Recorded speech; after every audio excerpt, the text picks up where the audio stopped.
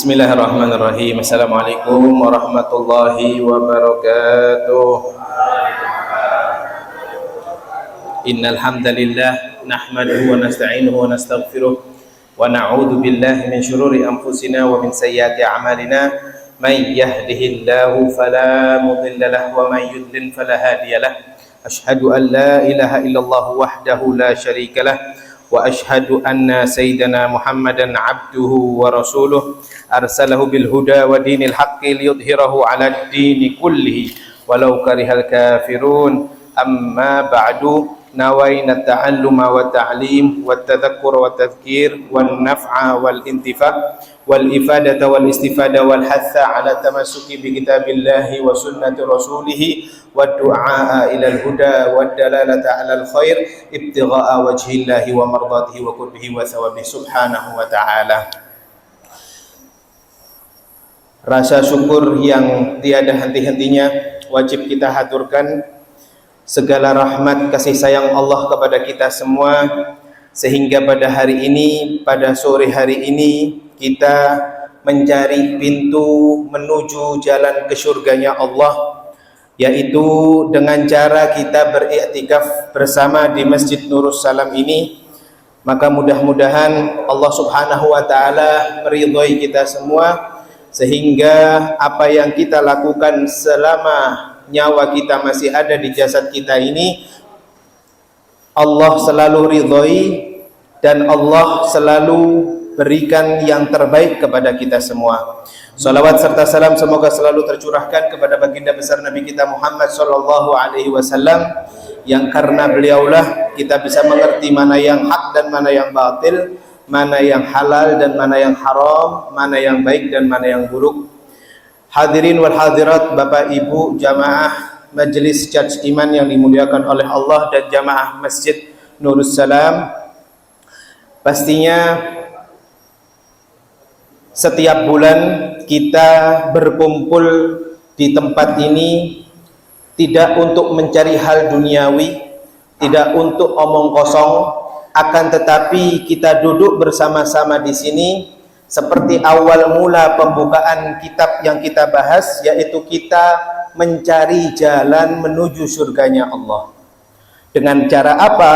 Bukan hanya cara menuju surga Allah, bukan hanya dengan cara bersedekah, berpuasa, sholat dan lain sebagainya. Dengan salah satu caranya ialah kita belajar ilmu agama Islam atau disebut dengan taklim. Maka dengan duduknya kita di masjid ini setiap bulannya, ini adalah salah satu jalan kita menuju ke surganya Allah. Kita tidak tahu bagaimana cara kita masuk ke surga Allah. Ada orang yang karena dia mengambil paku di tengah jalan, ya, dia dijamin langsung sama Allah masuk surga. Ingatkah panjenengan semua tentang Al-Kisah seorang wanita Israel? Bani Israel, cerita seorang wanita yang Bani Israel, dia pezina, pemabuk luar biasa. Akan tetapi di detik-detik akhir sebelum dia meninggal, dia takdirkan dia meninggal husnul khotimah. Dengan cara bagaimana? Dengan cara dia menolong seekor anjing yang sedang sekarat dengan mengambil air dari sumur dengan pakai selop sepatunya. Setelah dia ambil dengan sepatunya, diambil ditimba dari sumur, dikasih minum anjing tersebut hidup kembali. Maka keesokan harinya dia mati, dia meninggal, disebutkan dia meninggal, dia dijamin masuk surga. Apakah ini yang dimaksud? Bahwasanya ayo kita nakal dulu, terakhir husnul khotimah. Apakah seperti itu? Boten, tidak.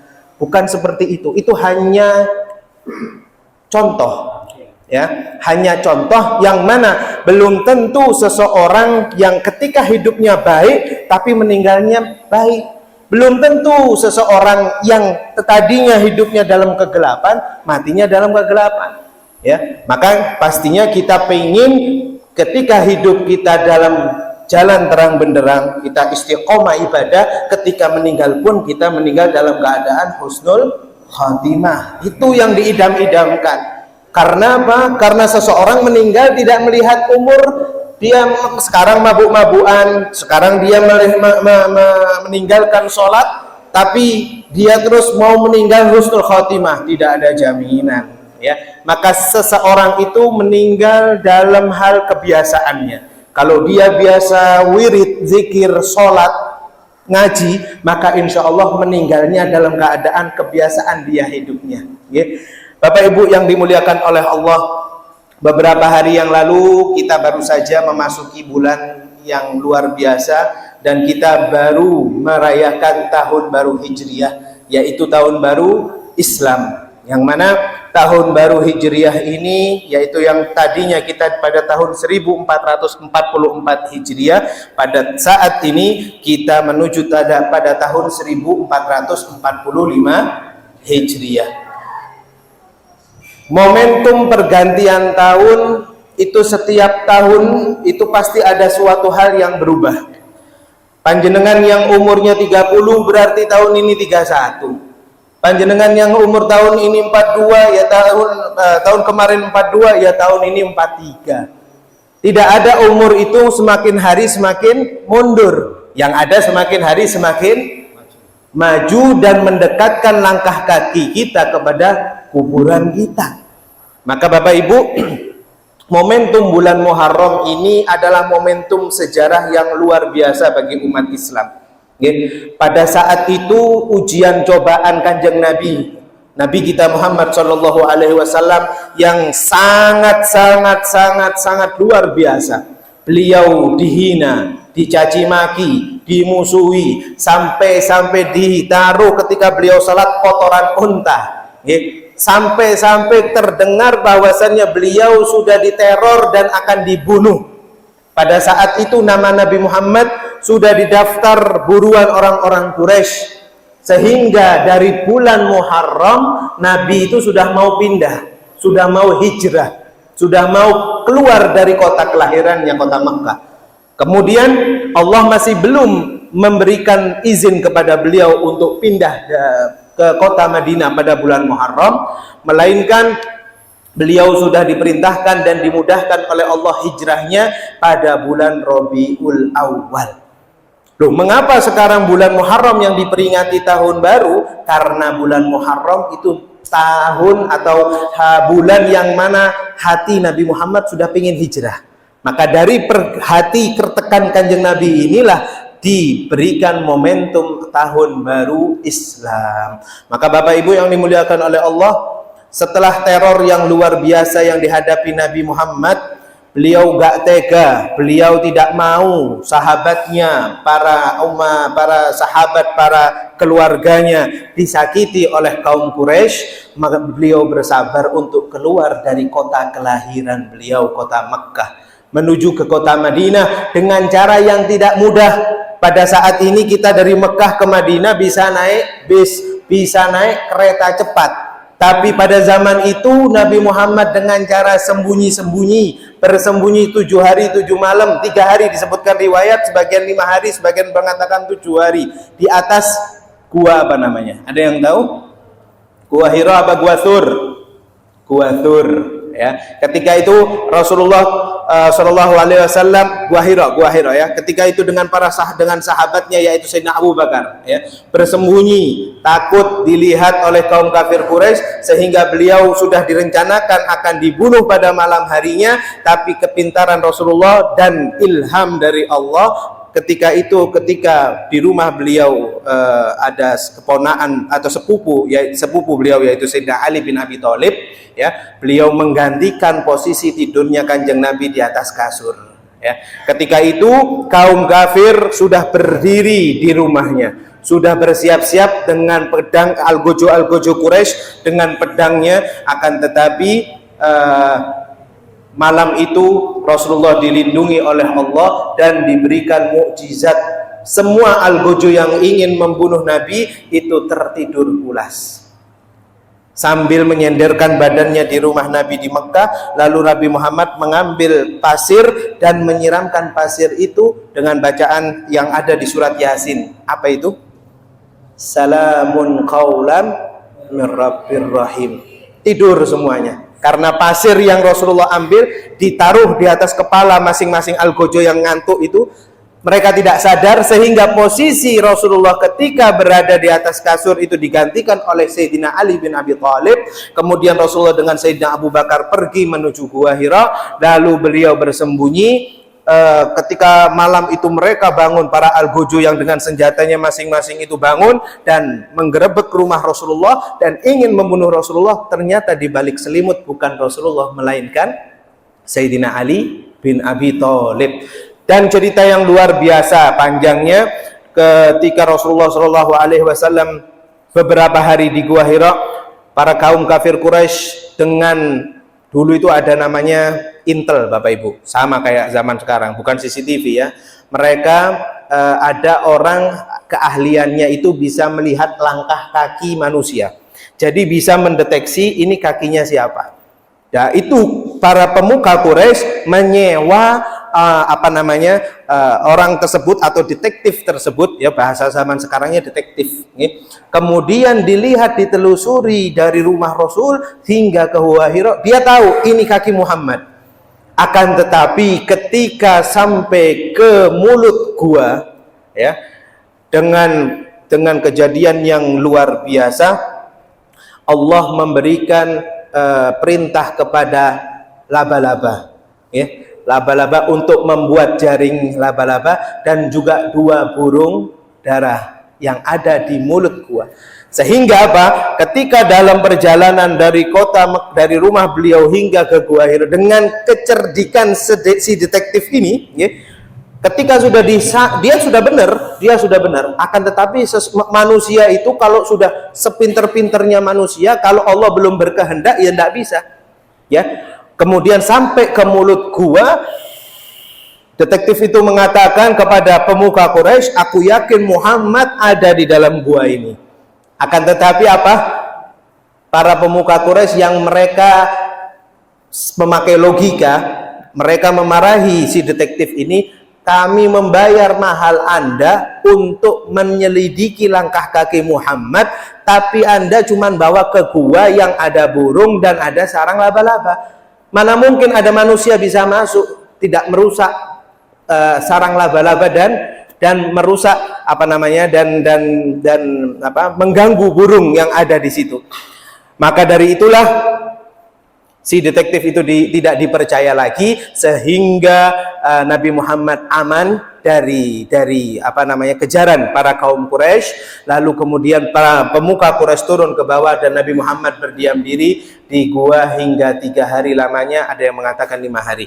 Maka ma'asyiral hadirin, itulah perjuangan Nabi kita Muhammad Sallallahu Alaihi Wasallam.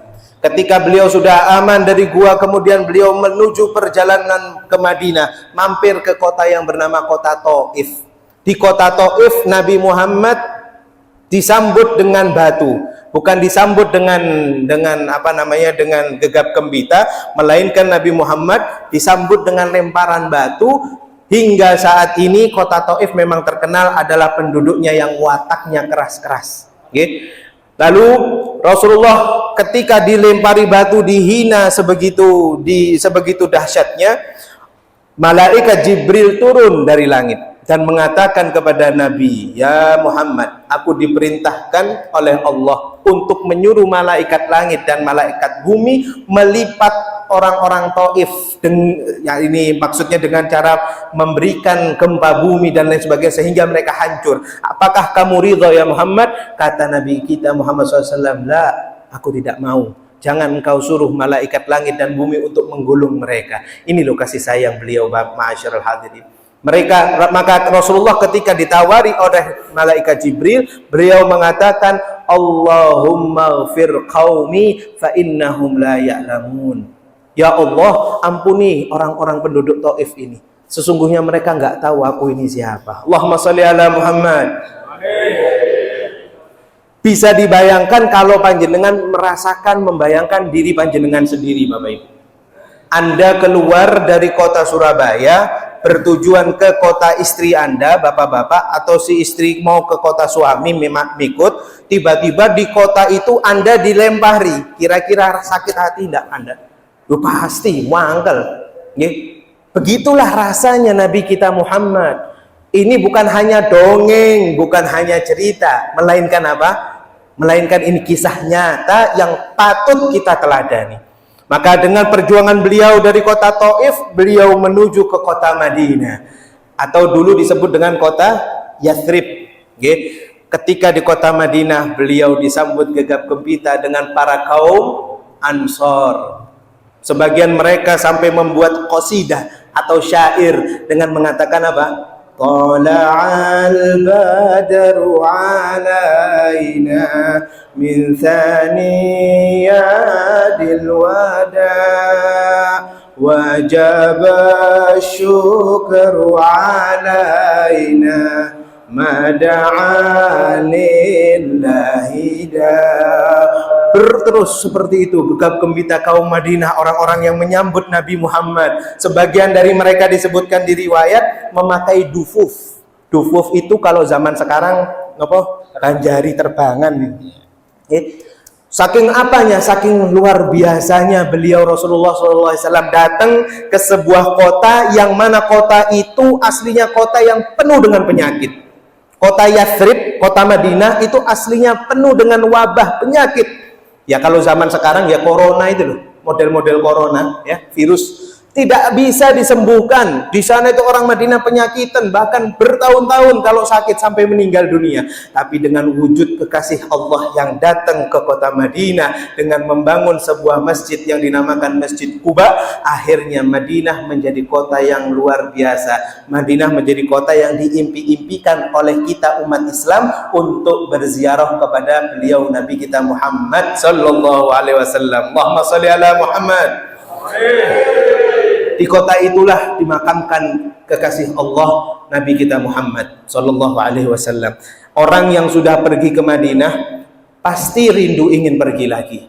Yang belum rindu kalau melihat foto atau gambar Kuba warna hijau itu pasti tentrem, kangen, pengen sholawatan di sana. Karena apa kok kota Madinah bikin kangen seseorang? Karena cinta kita kepada Nabi Muhammad.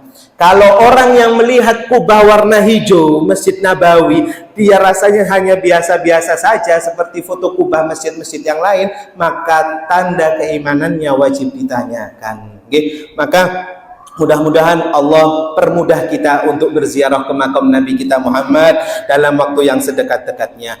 Lanjut ma'asyiral hadirin, singkat saja yang terakhir, di bulan Muharram ini adalah bulan yang mana dimuliakan seseorang untuk berpuasa. Dianjurkan seseorang untuk berpuasa, memperbanyak puasa. Dulu sebelum disyariatkan bulan Ramadan, bulan Muharram ini Rasulullah dengan sahabat memperbanyak puasa. Akan tetap bahkan mewajibkan puasa. Akan tetapi setelah diwajibkannya bulan Ramadan, bulan Muharram ini sudah dijadikan sunnah, tidak diwajibkan lagi.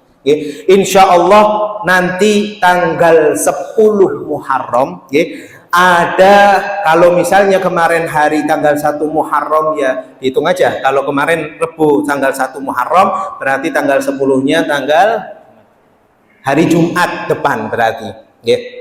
Jadi kalau misalnya seseorang menemui tanggal 10 atau disebut dengan tanggal 10 Muharram itu disebut dengan Asyura, hari Asyura. Itu sunnah puasa. Sunnah puasa bahkan diriwayatkan di hadis yang diriwayatkan oleh Imam Muslim ketika Nabi Muhammad masuk kota Madinah bersama sahabat. Lalu beliau berjumpa dengan tetangganya yang Yahudi dan sedang dalam kondisi berpuasa. Lalu sahabat bertanya, ada Rasulullah di situ. Sahabat bertanya, tonggoku, wahai tetanggaku, apa yang kamu lakukan hari ini pada tanggal 10 Muharram? Maka tetangga Yahudi tersebut menjawab, sesungguhnya kami berpuasa. Mengapa kamu berpuasa? Kata para sahabat yang mana dilihat oleh Nabi Muhammad langsung. Lalu mereka menjawab, kami berpuasa karena Nabi kami, yaitu Nabi Musa, bisa mengalahkan Fir'aun pada hari ini tanggal 10 Muharram. Maka kami berpuasa tanggal 10 Muharram. Ketika tetangga Nabi yang Yahudi itu mengatakan seperti itu, Rasulullah mengatakan, nahnu haqqu bi Musa, kami lebih berhak daripada Musa. Maka Rasulullah menyuruh kepada kita untuk berpuasa di tanggal 10 Muharram. Diriwayatkan oleh Imam Muslim, di hadis yang diriwayatkan oleh Imam Muslim, barang siapa yang berpuasa di tanggal 10 Muharram, maka akan diampuni dosa-dosanya 1 tahun yang lalu. Oke, maka para sahabat kemudian melakukan puasa tanggal 10 Muharram, yaitu Asyura. Diriwayatkan di hadis yang lain, Rasulullah mengatakan di hadis Muslim juga, insya Allah, ingkana, apabila pada tahun depan aku masih hidup, maka aku akan menyuruh umatku untuk berpuasa pada tanggal 9 dan 10, Tasu'a dan Asyura. Akan tetapi Kanjeng Nabi tahun depan sudah tidak ada, beliau wafat.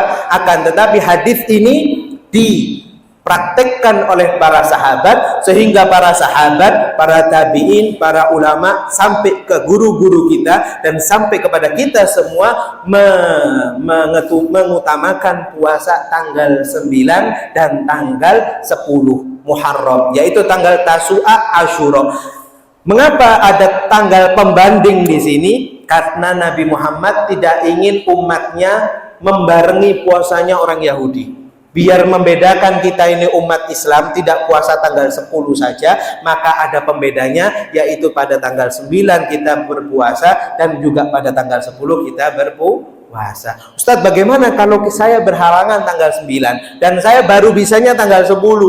Apakah saya boleh di tanggal 11-nya puasa? Sebagian ulama mengatakan boleh tanggal 10 dan tanggal 11. Okay? Maka mudah-mudahan Allah permudah kita semua untuk bisa berpuasa Tasu'a dan Asyura tahun ini, dan mudah-mudahan Allah memberikan kekuatan keimanan kita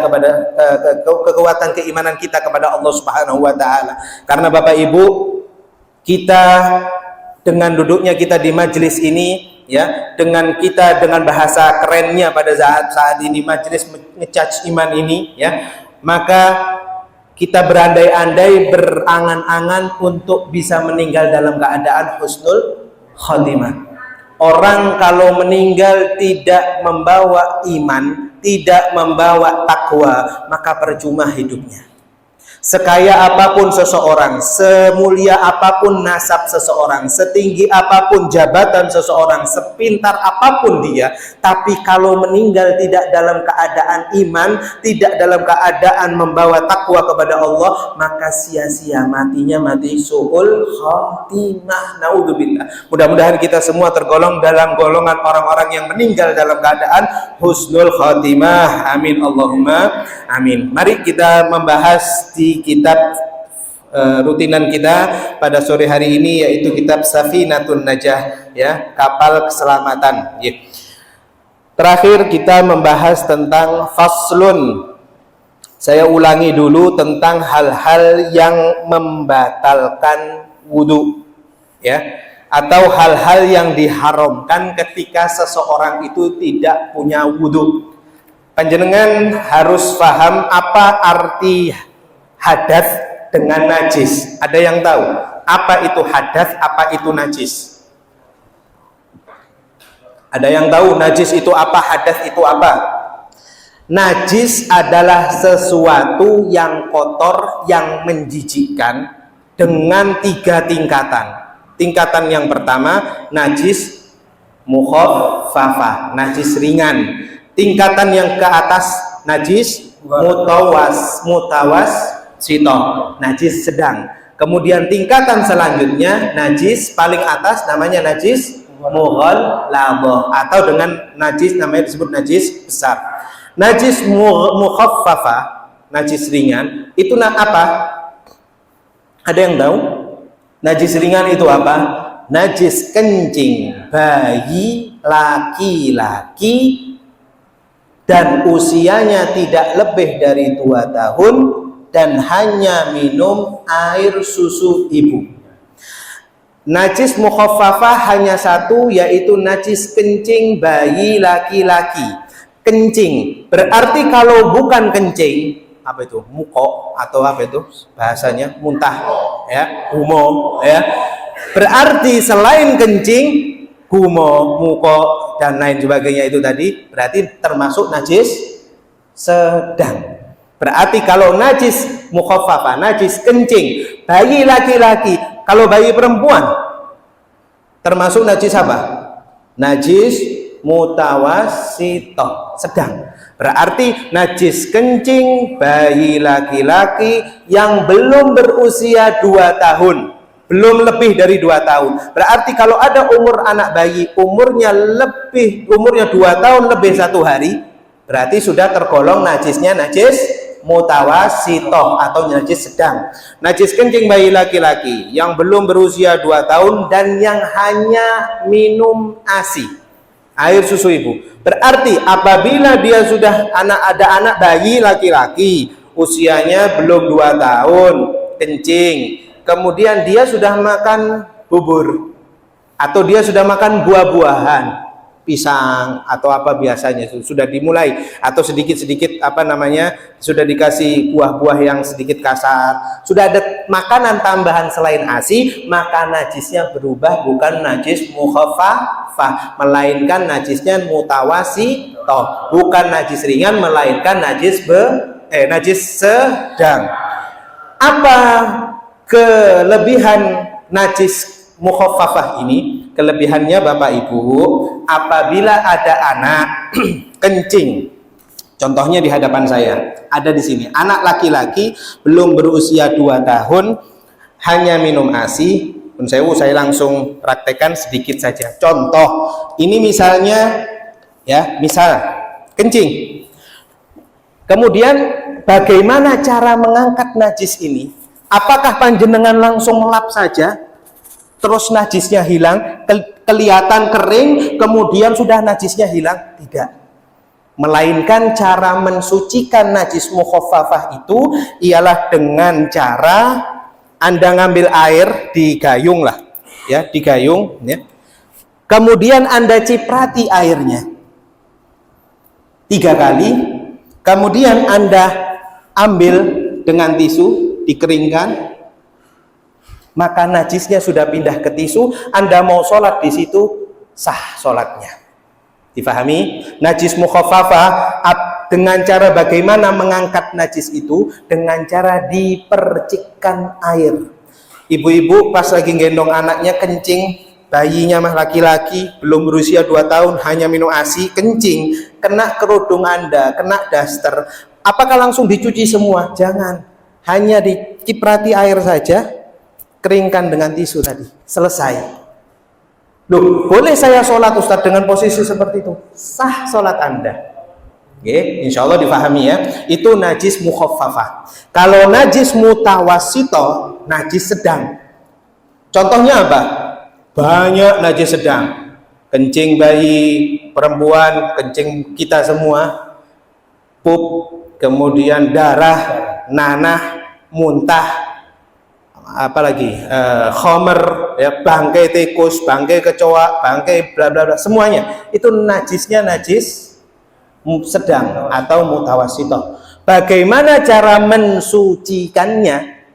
Ada anak Anda yang sudah kelas atau umur 5 tahun lah, atau umur 7 tahun kelas 1 SD, kencing, ya, kencing seperti tadi, kencing posisinya di karpet. Apakah seperti najis mukhaffafah tadi, najis ringan, tinggal diciprati? Tidak.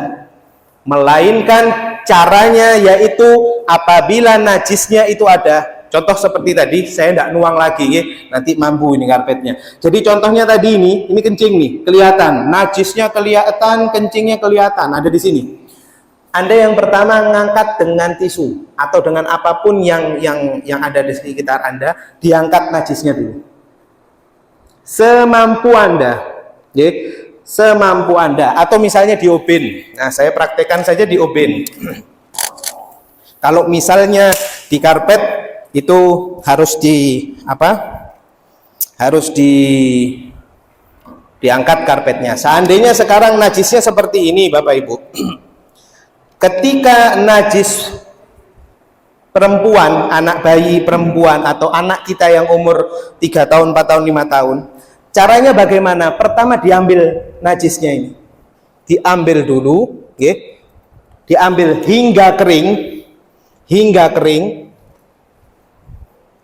kita ambil hingga kering, contohnya ini sudah kering selesai, baru kita aliri air, kita alirkan air. Tadi yang saya alirkan itu contohnya kencing, contohnya kencing. Jadi ketika sudah kita lap bersih, kering, nggak kelihatan zat kencingnya, tapi najisnya belum terangkat, masih ada di sini, sudah kita buang. Nah, tinggal bagaimana? Tinggal kita berikan air yang melebihi dari melebihi dari air kencingnya tadi. Nah, air kencingnya itu segini, ya kita lebihi air. Lalu kita pel biasa. Berarti apa? Sekali saja sudah terangkat najisnya. Difahami? Difahami nggih? Seandainya najis mutawassithah itu kencingnya itu ada di karpet, seperti itu tadi, kita keringkan dengan tisu kering, terangkat, baru kita alirkan dengan air minimal 1 kali.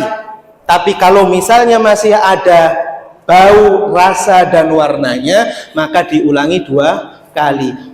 Mau sunnah sampai 3 kali. Fahim tum? Nek ngomong fahim tum kalau sing jawab understand? Yes. Ya wis, yes wae. Akil londone nek gini. Nek fahim tum kan masih belum Kalau fahim tum berarti fahimna jawabannya. Nggih. Understand yang tadi ini Bapak Ibu? Nek yes wae langsung. Nggih, seperti itu najis mutawassithah, najis sedang. Apakah contohnya hanya kencing? Bisa jadi mimisen, darah yang keluar, atau misalnya ada nanah yang keluar, atau ada kemarin kita kurban, ada darah kambing kan? Darah kambing itu najis atau tidak? Najis. Ini kadang ada yang nyepelekan, sudah ngeresek-ngereseki kambing, belum dibagi-bagikan, terus air dari kresek itu netes, darahnya kena bajunya, tapi dibilang ini bukan najis, langsung sholat sah. Nah, ini dari mana? Najis kambing, najis darah kambing, najis darah sapi itu sama seperti najis darah yang lain, tetap najis sedang. Kemudian ma'asyiral hadirin, yang terakhir adalah najis mughalladhah.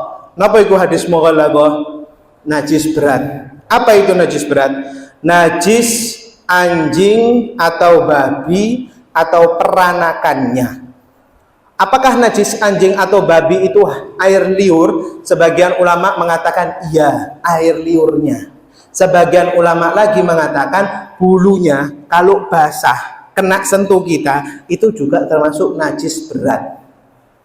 Bagaimana cara menghilangkannya? Dengan cara mencucinya sebanyak 7 kali, diselingi dengan debu atau dengan pasir, pasir tanah. Diselingi dengan pasir tanah. Sebagian ulama mengatakan di usapan yang ketiga itu kita baru ngasih tanah. Misalnya yang kena telapak tangan, berarti pertama kita cuci tangan kita 1, 2, terus ambil tanah, kita jadikan tanah itu seperti sabun, kemudian keempat, kelima, keenam, ketujuh, selesai. Ada ulama yang mengatakan gayung atau tempat yang air untuk mencuci, itu langsung dicampuri tanah juga gak apa-apa, boleh. Nah, seandainya sekarang sudah zaman modern, apakah sistem nabawi seperti ini masih diterapkan? Apakah tetap wajib kudu pakai tanah? Tetap Bapak Ibu, ini syariat. Meskipun ada sabun yang mengangkat kotoran yang luar biasa, menurut penelitian sabun yang paling mahal, tapi tidak ada sabun yang bisa mengalahkan untuk mengangkat enzim-enzim kotoran najis anjing dengan tanah seperti ajaran Nabi kita Muhammad Shallallahu Alaihi Wasallam. Jadi mau pakai sabun model apa, semahal apapun, tetap wajib pakai tanah, diselingi dengan tanah. Kemudian ma'asyal hadirin, itu najis. Kalau hadas apa hadas? Kalau najis tadi adalah sesuatu yang kotor, yang menjijikkan dan bisa hilang dengan cara menghilangkan dengan cara bersuci, dengan cara bukan dengan cara mensucikannya dengan air. Kalau hadas itu apa? Hadas adalah sesuatu yang tidak bisa terangkat kecuali dengan bersuci. Bersucinya juga dengan dua hal saja, yaitu dengan wudhu dan dengan mandi. Sekarang panjenengan di sini tidak punya wudhu, maka Anda disebut dengan berhadas. Hadas panjenengan disebut hadas kecil. Orang yang memiliki wudhu, dia disebut tidak punya hadas. Karena apa? Dia masih bisa megang Al-Quran, dia masih bisa sholat. Apakah ikut majelis taklim seperti sore hari ini Anda wajib punya wudhu? Tidak wajib, tapi sunnah Anda tetap menjaga wudhu. Supaya apa? Supaya ilmu di majelis taklim Anda, meskipun bukan di sini, di tempat lain pun, supaya ilmu yang Anda dapat masuk kuping kanan, kemudian masuk ke dalam hati, bukan masuk kuping kanan keluar kuping kiri.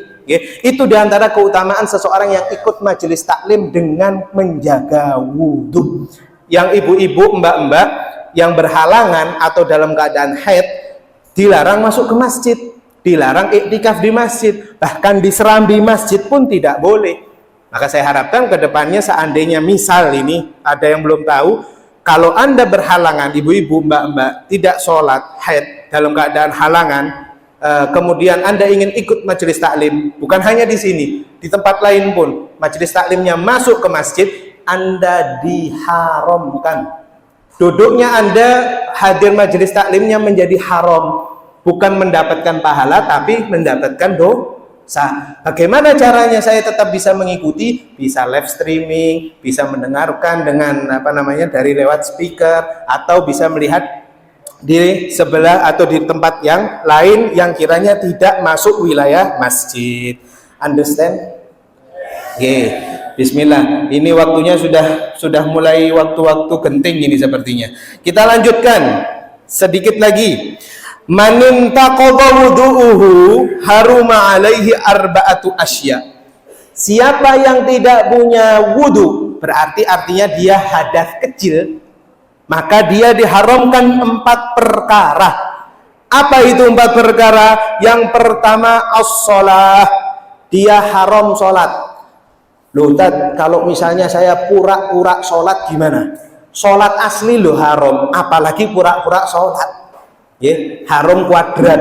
Jadi tidak boleh seseorang tidak punya wudhu, dia pura-pura sholat ataupun sholat asli, sholat wajib maupun sholat sunnah, haram, tidak boleh. Jadi ketika seseorang tidak memiliki wudhu, dia diharamkan untuk sholat. Sebagian ulama mengatakan wa kadzalika nahwus shalah, dan juga contoh lainnya mirip-mirip sholat atau anggota atau biasanya dilakukan di dalam sholat. Apa itu? Wahwa arba'atun, ada 4: sujudu tilawah, wa sujudu syukur, wa khutbatil jum'ah, wa sholatul janazah. Orang yang tidak mempunyai wudhu tidak boleh sujud tilawah. Apa itu sujud tilawah? Sujud ketika mendengarkan ayat sajadah. Misalnya ayat surat Al-Alaq, wasjudu wa qatarib, subhanallah walhamdulillah wa la ilaha illallah wallahu akbar, subhanallah walhamdulillah. Baca berapa kali itu? 3, ya kan? Itu namanya sujud tilawah. Loh Ustaz, saya tidak pernah sujud tilawah, saya cuma baca tasbih saja, subhanallah walhamdulillah wa la ilaha illallah wallahu akbar, subhanallah walhamdulillah la ilaha illallah wallahu akbar, subhanallah walhamdulillah wa la ilaha illallah wallahu akbar. Boleh atau tidak? Boleh, tapi lebih afdol ketika Anda sedang ngaji Quran, mendapati ayat sajadah, Anda hadap ke kiblat, Anda sujud tilawah. Ya. Kemudian sujud syukur. Sujud syukur. Seseorang mendapatkan suatu kenikmatan, dia baru diberikan rezeki, anak pertamanya lahir, anak keduanya lahir, anak keberapanya lahir, sujud syukur. Langsung di ruang bidan dia sujud syukur. Oh, tidak sah. Dia tidak boleh sujud syukur di tempat yang misalnya tempat itu ada najisnya, atau langsung dia sujud syukur di tempat tempat lalu lalang orang lewat kamar mandi, langsung sujud syukur seketika itu juga spontan. Tidak boleh. Syaratnya ialah dia harus memiliki wudhu, kedua menutup aurat, ketiga menghadap kiblat. Mari ngegolno gawang musuh, Allahu Akbar, sujud. Misal niru Muhammad Salah, misalnya sujud syukur.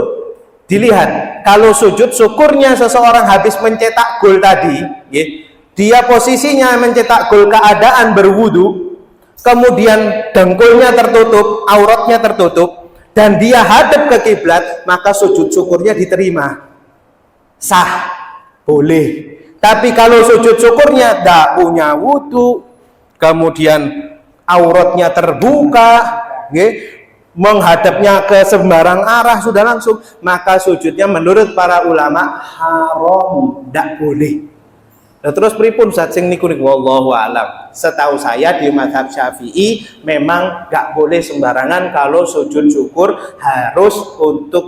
harus memiliki wudu, menutup aurat dan menghadap kiblat. Semisal di mazhab lain mungkin, tapi saya wallahu alam, saya belum mempelajari lagi, ya. Lalu kemudian khutbah Jum'ah. Ada khotib sedang khutbah tapi keperucut. Ngun sewu, ya buang angin tadi. Apakah si khotib ini tetap menjaga image-nya, meneruskan khutbahnya? Jaim. Apakah dia tetap menjaga image? Waduh, maksud aku ngarepe jamaah mudun teko mimbar wudu neh. Sungkan lah aku. Mana wibawaku? Ingat, tidak ada wibawa di kata ini. Kalau imam batal, khotib batal dalam hal berwudu, langsung dia turun, minta izin sebentar sama makmum wudu. Mengapa? Karena dua khutbah Jumat itu sama dengan 2 rakaat sholat. Jadi jangan pernah Anda ketika Anda sedang berwudu, Anda sedang khutbah, atau Anda jadi imam istri Anda, tiba-tiba keperucut gak sengaja buang angin, ya. Terus wah sungkan aku ngarepi bojoku, masuk aku batal. Loh, gak usah sungkan, yo batalno bojone jenengan sholat dewe. Yang tadinya pahalanya mendapatkan pahala jamaah, tapi karena Anda sudah membatalkan sholat Anda karena makdur, karena udur, karena halangan itu, maka istri Anda mendapatkan pahala munfarid, pahala sholat sendiri. Begitu halnya terjadi beberapa tahun yang lalu di Masjid Nabawi. Di Masjid Nabawi loh Pak, niki ribuan sing sholat Pak. Imamnya Syekh Ali Hudhaifi, beliau orang alim, saya ngefans banget sama beliau, Imam Syekh Ali Hudhaifi, dengan suaranya yang lembut. Bahkan santri-santri saya, kalau mereka yang hafid-hafid itu tak kasih patokan suaranya mirip Syekh Ali Hudhaifi. Monggo jenengan searching, beliau bacaannya tenang, santai, enak pokoknya. Nah, beliau tuh Imam Masjid Nabawi yang paling sepuh saat ini. Saking sepuhnya, beberapa tahun ini saya dengar langsung bacaan beliau banyak salahnya, maka jadwal beliau itu banyak dikurangi. Karena banyak salahnya, kenapa? Karena sepuh dan mungkin hafalannya sudah mulai berkurang, tingkat keingatannya. Tapi beliau alim luar biasa. Nah, pada beberapa tahun yang lalu ada rekamannya. Beliau batal pas ngimami. Beliau nggak sungkan untuk membatalkan sholatnya, lalu beliau wudu. Jadi jangan pernah Anda sungkan, apalagi depan istri seorang. Ini meskipun Anda sholat ngimami di masjid atau di musola, kalau Anda batal, jangan sungkan, jangan menjaga wibawa, jangan. Batal manusiawi kok, ya. Sing gak batal iku yo malaikat. Jadi tetap seseorang kalau misalnya dia tidak memiliki wudhu, maka haram untuknya untuk sholat atau sujud syukur, sujud tilawah, khutbah Jumat, dan juga sholat jenazah. Sering kejadian ini, sholat jenazah sudah ada di masjid, tapi sing rokokan di jowo masjid luwih akeh timbangannya sing ape sholat di masjid. Percaya atau tidak percaya? Monggo sholat Mas, monggo. Boten Sat, niki boten pada punya wudu. Loh, monggo wudu, niki keran ada air banyak. Oh nggih, niki najis. Oh, saya ada sarung, saya pernah sering nawari. Oh boten Sat, nanti aja langsung yang ngiring. Loh, niki sholat jenazah. Anaknya bahkan pernah kejadian gak bisa sholat jenazah. Jenazah ayahnya, orang tuanya ada di masjid, tapi dianya rokokan di luar masjid. Anak model apa seperti ini? Sungguh menangis seseorang mayit apabila dia memiliki anak yang tidak bisa menyolati orang tuanya. Maka pendidikan sholat jenazah itu penting Bapak Ibu. Bahkan saya pun seandainya ngimami sholat jenazah, saya paling nggak mau ada anaknya. Kalau ada, lebih berhak anaknya untuk sholat jenazah. Ngimami lebih berhak keluarganya, anak turunannya. Sering saya beberapa kali ketika saya tidak mau, ketika sudah anaknya tidak ada, Ustadz sudah meninggal, ini sudah nggak ada, saudaranya tidak ada, anaknya, baru saya mau maju. Ini ajaran Nabi Muhammad Shallallahu Alaihi Wasallam. Jadi jangan biasakan adat yang buruk ini diteruskan. Ya, ada jenazah di masjid, tapi yo sepuri orang mandek tetap rokok cangkruan. Loh, iki ono jenazah, hormati yang meninggal. Ya. Bahkan naudzubillah anaknya sendiri atau dzurriyyahnya sendiri tidak mau mensolati, itu tidak boleh, itu bahaya. Okay? Ayo kapan-kapan insyaallah di pelajaran fikih ini kita akan membahas sholat jenazah. Nanti akan ada praktek sopo sing imami jenazah, sopo sing makmum, dan sopo sing dadi mayite. Okay? Itu tolong direncanakan dari sekarang. Yang mau jadi mayit siapa, nanti kita akan praktek mandi jenazah juga, Pak Anto. Insyaallah ada praktek mandi sopo sing pura-pura jadi mayit, pura-pura untuk mengingatkan kita. Nanti saya mandiin jenengan bareng-bareng juga. Ayo kita bareng-bareng gimana sih cara mandi mayit ya. Jangan semua diserahkan ke mudin. Waduh, kok jadakno mudin kabeh. Betul, mudin itu adalah yang membantu kita dalam hal prosesi penyiapan jenazah, baik dari memandikan, mengkafani, menyolati. Tapi yang lebih berhak adalah keluarganya. Ya, di majelis ini saya tekankan sekali lagi, sholat jenazah itu penting karena orang yang meninggal dunia itu tidak butuh dikuburkannya, butuh disolatinya. Bahkan di hadis Nabi, sesungguhnya orang yang sholat jenazah dan terdapat minimal 3 sof, maka insya Allah si mayit itu ahli surga. Lah sing sholat wong 4 wong 5, ya apa gimana mayit ini mau masuk ke dalam surga? Apakah orang 5 terus disusun 1, 2 mundur ke belakang? Enggak. Ya, kalau bisa, bahkan kalau kita bisa dengar si jeritan atau suara jenazah, sholatono aku tonggomu, aku pasti pengen seperti itu Bapak Ibu. Ya, kalau jenazah bisa berbicara, pastinya nangis. Dia pengen disolati. Gak usah Anda senterkan ke kuburan. Insya Allah bisa naik grab bisa sendiri. Tapi kalau nyolati itu sangat penting, sangat kepingin dising nyolati wong akeh. Apalagi kejadian baru kemarin hari Jumat. Ada kiai siapa di langitan? Kiai Lutfi ya. Itu beliau dimakamkan dengan ribuan santri, ribuan masyarakat Tuban sana. Wah, ngerinding saya melihat kemarin hari Jumat, hari Jumatan. Yang dilihat bukan mengiringi jenazahnya, yang nyolati. Berapa banyak orang yang menyolati jenazah, maka si jenazah akan bangga. Ya Allah, iki lho wong sing nyolati aku, mlebokno aku nang surga ya Allah. Sesungguhnya mereka orang-orang ikhlas nyolati aku, jadikan mereka saksi bahwasannya aku bisa masuk ke surgamu ya Allah. Mungkin kita ketika tiada banyak yang menyolati, karena sebaik-baiknya manusia ketika meninggal dia lebih seneng, lebih banyak disolat, lebih banyak orang yang menyolatinya.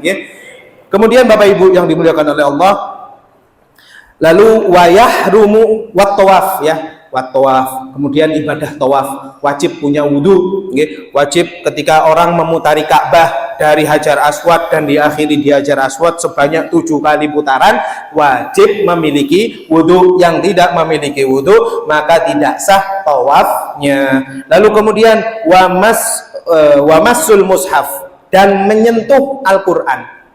Sudah kita bahas menyentuh. Anda tidak punya wudu, megang Al-Quran, ngangkat, Anda angkat Al-Quran. Atau sekarang HP, saya contoh langsung di aplikasi handphone. Apakah handphone yang ketika aplikasi Al-Qurannya sedang nyala seperti sekarang ini sama dengan kita memegang Al-Quran? Jawaban para ulama mutaakhirin saat ini, yang sekarang-sekarang ini, para ulama mengatakan ini tetap hukumnya seperti kita memegang Al-Quran. Aplikasinya nyala ini loh, kelihatan Al-Quran. maka wajib orang memiliki wudhu ketika memegang. Ketika sudah di-close, kita nggak punya wudhu, maka hukumnya sama seperti aplikasi atau sama seperti Al-Quran, kita tutup, kita nggak megang. Ya. Kemudian apabila Al-Quran tersebut memiliki terjemahan, ya, seperti ini, di bawahnya ada terjemahan, dan terjemahannya lebih banyak hurufnya daripada huruf Al-Qurannya, maka orang tersebut boleh memegang Al-Quran tanpa wudhu. Ini ada apa namanya? Ini ada terjemahannya, bahkan ada tafsirnya. Kalau Anda megang aplikasi ini, aplikasi Al-Quran, ada terjemahannya, maka Anda boleh untuk memegang tanpa wudhu, tapi dengan syarat tulisannya, hurufnya harus lebih banyak daripada huruf Al-Qur'annya. Kira-kira terjemahan Al-Qur'an ini lebih banyak daripada huruf Arabnya lebih banyak daripada huruf Indonesianya atau tidak?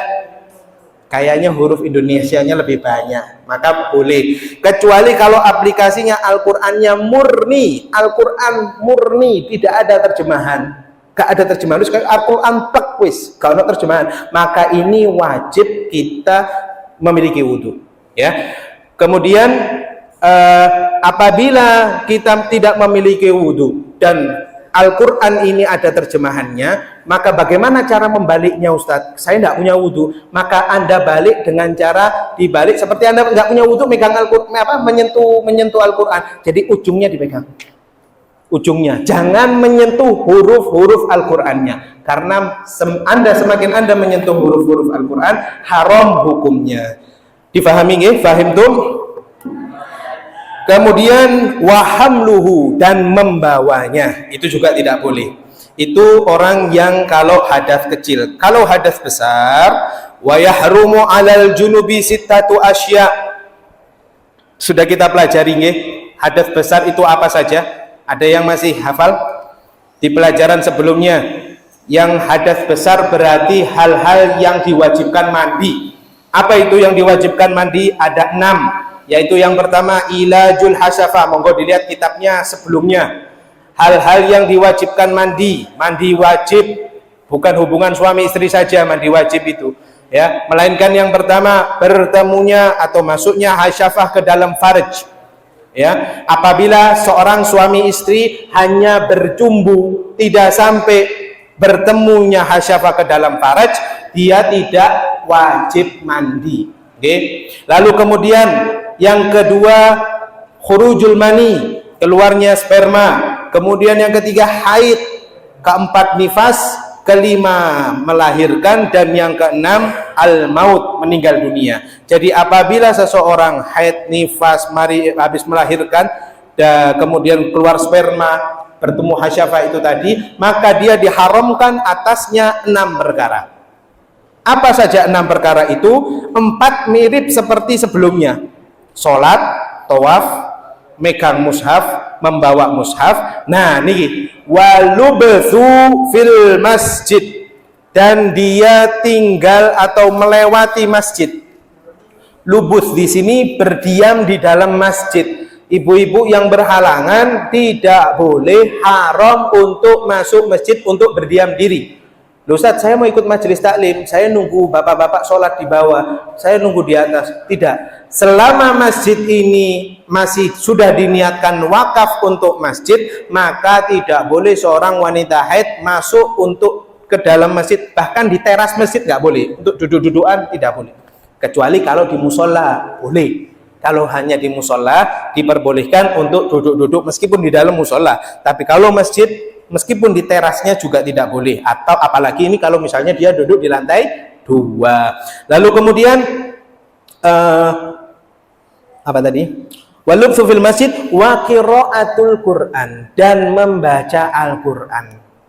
Di sini sudah pernah saya jelaskan, wanita yang berhalangan, ada yang tanya bahkan seiling saya, Ustaz, saya biasa baca Yasin malam Jumat atau apa waktu itu pertanyaannya. Saya setiap mau tidur baca ayat kursi. Sedangkan sekarang saya lagi haid, lagi Apakah saya mandek berhenti semua tidak baca? Menurut para ulama, wabil khusus mazhab Imam Malik juga diperbolehkan untuk seorang wanita kalau sudah rutin, biasa malam Jumat baca Yasin, biasa sebelum tidur membaca Al-Ikhlas, Al-Falaq, An-Nas, ayat kursi, maka tidak apa-apa Anda untuk meneruskan bacaan tersebut meskipun Anda sedang dalam keadaan berhalangan. Karena di Islam itu hukumnya adil, laki-laki dan wanita insya Allah pahalanya tidak akan terhalangi dengan halangan-halangan tersebut. Lalu kemudian yang terakhir, wa yahrumu bil haidhi, dan yang diharamkan atas haid asyratu asya, 10 perkara. Wanita haid diharamkan 10, orang yang batal wudhu diharamkan 4, yang junub, bagi bapak-bapak junub 6, yang wanita maka dia diharamkan 10. 6 diantaranya sudah kita bahas tadi. 6 diantaranya sudah kita bahas: sholat, tawaf, megang mushaf, bawa memegang Quran, bawa Al-Quran, tinggal di masjid membaca Quran. Kemudian yang haid ini juga dilarang som, puasa, haram. Wah, aku akeh bolonge Ramadan kemarin, wis iki sik ngeflek, gak apa-apa, teruskan aja puasanya. Hati-hati, tidak boleh Anda berpura-pura puasa demi untuk males untuk mengqadha. Anda harus jujur kepada Allah, tidak ada yang mengerti Anda kecuali antara Anda dengan Allah. Wanita ya ini ya, ibu-ibu, mbak-mbak. Jadi Anda ketika sedang dalam keadaan berhalangan tetap wajib puasa. Kalau Anda dalam keadaan berhalangan tidak wajib berpuasa. Bahkan misal nih, Anda pada hari awal Ramadan sudah mau buka puasa, kurang 5 menit adzan, tiba-tiba keluar datang bulan. Bagaimana hukum puasa Anda? Tidak sah. Tidak sah, kecuali pas Allahu Akbar, datang bulannya juga pas keluar, maka puasanya sah. Tapi kalau 5 menit atau berapa menit, pokoknya sebelum masuk waktu sholat maghrib, ya, sebelum waktu azan maghrib, Anda wanita itu berhalangan, tiba-tiba datang bulan, maka puasa Anda tidak sah. At-talaq, ya, wanita yang haid, jangan sampai wanita seorang laki-laki, naudzubillah min dzalik, ya, menceraikan istrinya dalam keadaan haid. Hati-hati, ini larangan, ya. Hati-hati, talak atau cerai itu adalah sesuatu yang diperbolehkan, akan tetapi dibenci oleh Allah.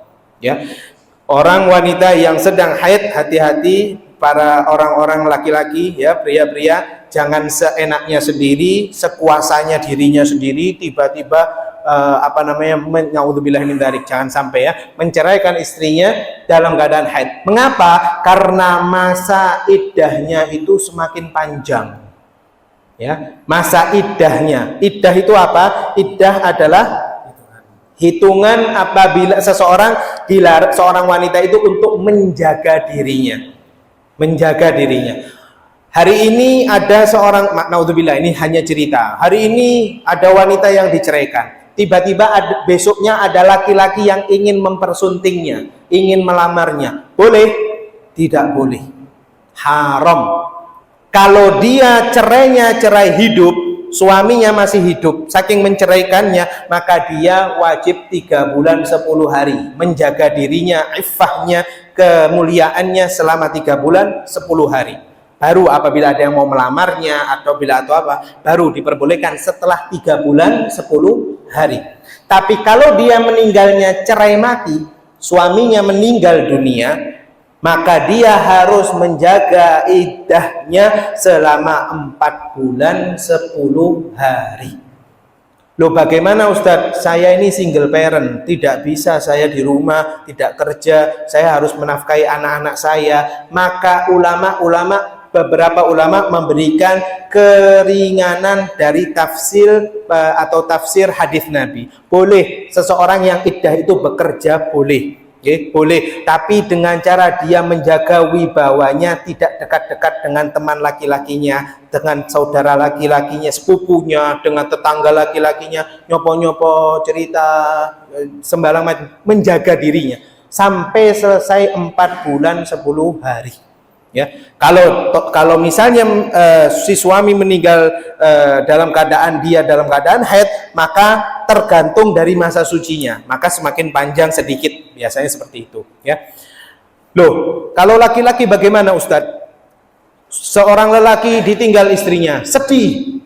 Sore harinya ini dikubur istrinya, malam gubiltu tazwijah, saya terima nikahnya dan kawinnya. Wah, ego awakmu, bojum itu tanah kubur istrimu belum kering. Waduh, wis bahasa-bahasa yang luar biasa. Apakah ada larangan bagi laki-laki? Tidak ada. Cuma nek nglakoni yo gak iso ya, jangan, gak mungkin lah, mustahil ya. Tapi apakah kejadian ada orang-orang seperti itu? Sore hari istrinya dikuburkan, malam hari saya terima nikah dan kawinnya. Ada, Pak. Ada kejadian. Indonesia ini luas, Pak, besar, Pak. Nek ngelihat ceritanya ini macam-macam manusia ini ya. Tapi kalau untuk etika, adab itu tidak, jangan dulu. Apakah harus nunggu seminggu, 40 hari? Yo enggak juga. Kalau laki-laki tidak ada halangan, tidak ada masa iddah ya. Tapi kalau perempuan ada namanya masa iddah. Loh, berarti enggak adil dong Ustadz, laki wah wis drama metu. Loh, bukan enggak adil. Ini sudah aturan syariat dari Allah Subhanahu wa taala dan Allah lebih mengerti hikmah dari hal-hal ini. Lalu kemudian wal mururu fil masjid in khafat talwithahu, dan seorang wanita itu berjalan lewat di dalam masjid ya dilarang kalau memang khawatir mengotorinya, atau biasanya bahasanya itu bocor ya. Kalau dia lewat dari pintu utara, misalnya masjidnya Masjid Akbar Nasional, Masjid Agung ya, Masjid Pagesangan sana, Masjid Akbar ya. Dia mau lewat dari pintu utara menuju ke pintu selatan, cuman jalan toh, gak mau duduk, gak mau apa, cuman karena kalau lewat parkirannya jauh muternya, cuman jalan saja, diperbolehkan atau tidak diperbolehkan juga. Lalu kemudian yang terakhir wal istimta'u bima baina surrah war rukbah ya, dan bersenang-senang ya, yaitu tadi seperti bercumbu, muqaddimah itu tidak boleh antara pusar dan lutut. Apabila seorang wanita sedang haid, maka suami silahkan mendekatkan diri kepada Allah saja dengan cara membaca Al-Quran, dengan cara dia tahajud dan lain sebagainya, bukan dengan cara seperti itu, karena itu ada larangan bagi sampai kapan? Sampai istrinya itu suci. Wallahu a'lamu bishawab. Mudah-mudahan bermanfaat bagi kita semua. Baik, ada yang mau ditanyakan? Monggo, waktu masih ada sedikit.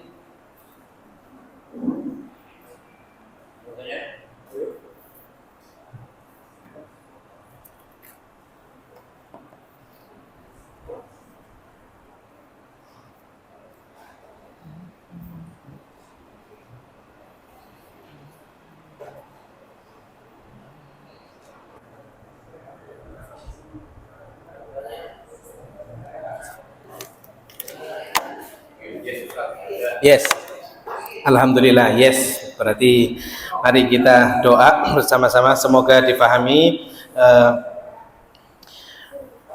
Bismillahirrahmanirrahim. Alhamdulillahirabbil alamin. Allahumma shalli wa sallim ala sayyidina Muhammadin wa ala ali sayyidina Muhammad. Allahumma ja'al jam'ana hadza jam'an marhuma wa tafarruqana bihi tafarruqan ma'suma wa la taj'al fina shaqiyyan wa la mahruma bi rahmatika ya arhamar rahimin wa ya akramal akramin. Allahumma iftah lana futuhal 'arifin. Allahumma faqihna fid din wa yu'allimna ta'wil. Allahumma ja'alna min ahlil khair. Allahumma ja'alna min ahlil istiqamah. Allahumma ja'alna min ahli ta'ah. Allahumma ja'alna min ahli salatil jamaah. Allahumma ja'alna min ahli khairat wal barakah. Allahumma ya rahmanir rahim, Anta ta'lam kaifa haluna ma la arju ila ilaik wa ma la aqsud ila ilaik. Allahumma rabbana zalamna anfusana wa in lam taghfir lana wa tarhamna lanakunanna minal khasirin. Rabbana atina fid dunya hasanah wa fil akhirati hasanah wa qina adzaban nar wa adkhilna al jannata ma'al abrar ya aziz ya ghaffar ya rabbal alamin. Wa sallallahu ala sayyidina Muhammadin wa ala alihi wa sahbihi wa sallam bihaqqi subhana rabbika rabbil izzati amma yasifun